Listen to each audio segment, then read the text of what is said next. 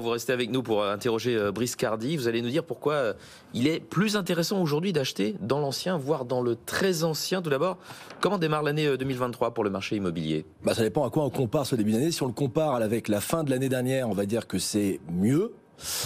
Si on le compare avec la même période de l'an dernier, en rappelant que le démarrage de l'an dernier était sur les chapeaux de roue avec un démarrage record, là c'est moins bien.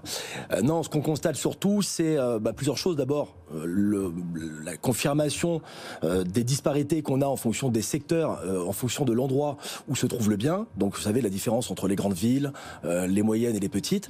La nouvelle tendance aujourd'hui, et ça rejoint le propos de Marie, c'est un marché aujourd'hui concernant le type de bien. Vous avez un bien qui correspond à peu près à ce que recherchent les Français, c'est-à-dire la maison, et elle est exceptionnellement bien isolée. Vous êtes vendeur, vous n'avez aucun souci à vous faire, vous allez trouver un acquéreur dans les meilleurs délais. En revanche, là où l'écart se creuse, c'est justement ces fameux biens dits énergivores, dits passoires, où là, clairement, on constate des prix qui peuvent avoir des vraies décotes. Vraie décote. Alors justement, quelles sont ces décotes pour les F et les G ? Alors avant de parler de décotes, important de rappeler qu'on a interrogé, nous, nos agences du réseau Adresse, et déjà, il faut savoir que c'est pratiquement un tiers des biens aujourd'hui qui sont mis en vente. Qui sont, au sein du réseau L'Adresse, un tiers des biens mis en vente sont des passoires. Qui sont F et G. Alors, passoires, voilà, F et G. La décote, elle peut aller jusqu'à moins 20%. Ah ouais. Donc clairement aujourd'hui, moi vous savez que je suis un éternel optimiste, moi je pense que c'est au contraire un marché d'opportunités. Je ne sais pas si ça va apporter la solution au problème que vous avez évoqué, mais pour moi, il y a beaucoup de bonnes nouvelles à annoncer. Parce que important de rappeler par rapport à la tension locative que les premiers qui font l'ultra-dynamisme d'un marché, ce sont les fameux primo-accédants. Ouais. Alors pourquoi justement il faut acheter un bien passoire ? D'abord parce que les Français nous le prouvent. On est sorti d'une tendance qui a duré pratiquement 2 ans où la préoccupation première était le balcon, la terrasse ou le jardin. Ouais. Et là, clairement, la préoccupation des Français aujourd'hui, c'est justement l'étiquette énergétique. Les économies d'énergie. Et les économies d'énergie. Alors est-ce que c'est une sensibilité exacerbée sur l'environnement ou peut-être l'inquiétude d'avoir des factures qu'on aurait peut-être du mal à honorer ? Bref, ce qui est sûr aujourd'hui, c'est que c'est la première préoccupation. Bon, maintenant, une fois que vous avez dit ça, vous me dites, ok, c'est une opportunité, je peux avoir 20% de décote. Ouais, enfin derrière, il va falloir que je fasse les travaux, Brice. Alors on y vient. Alors, déjà, la décote, juste pour celles et ceux qui nous écoutent. On parlait de décote qui peut aller jusqu'à 20%.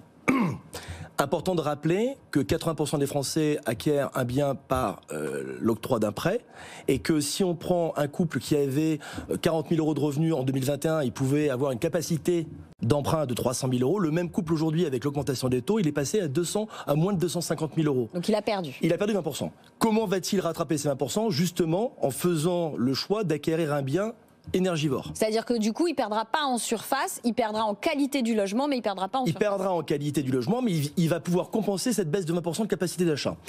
C'est là qu'on parle des travaux. Il y a plein de choses aujourd'hui qu'il faut rappeler. Dispositif MaPrimeRénov' qui est quand même un franc succès. Rappeler qu'il a été porté de 30 000 à 35 000 euros.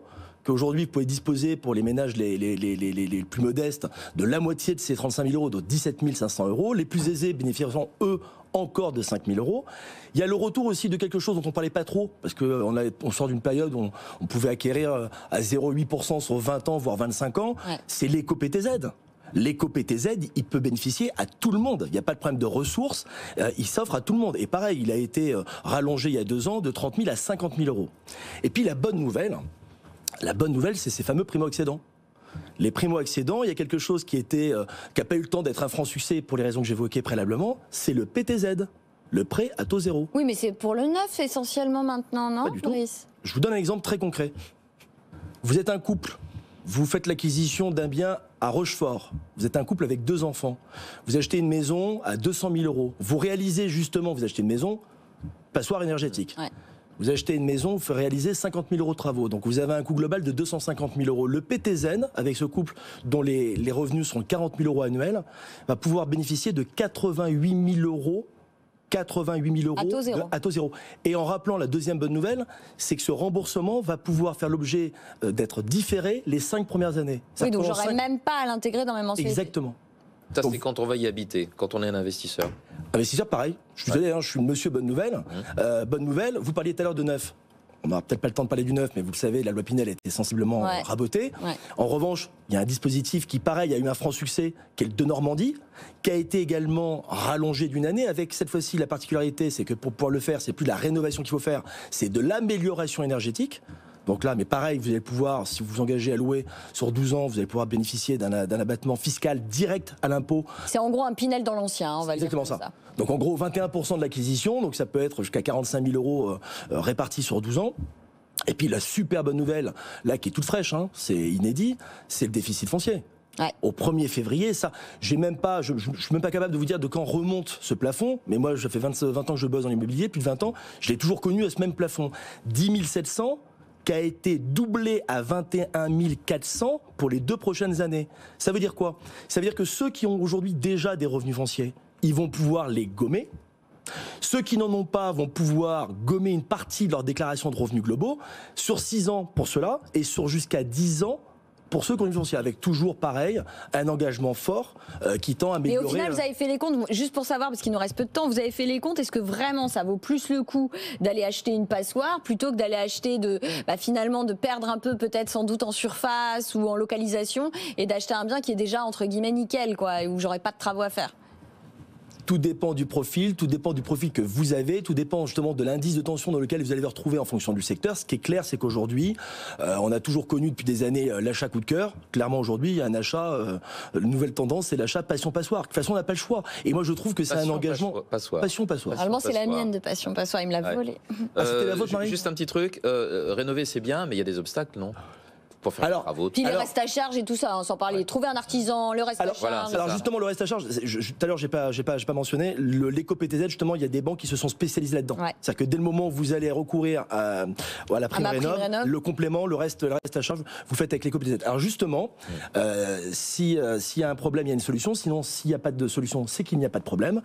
On est aujourd'hui le réseau de l'adresse, un des réseaux, et on espère être le réseau qui va pouvoir être le plus efficace dans l'accompagnement. Alors d'abord l'information auprès de nos collaborateurs, la formation, également la mise en place de partenariats, parce que là, ce qui est compliqué finalement, c'est un peu le parcours du combattant, c'est comment je vais savoir de quoi je peux et de combien je peux disposer.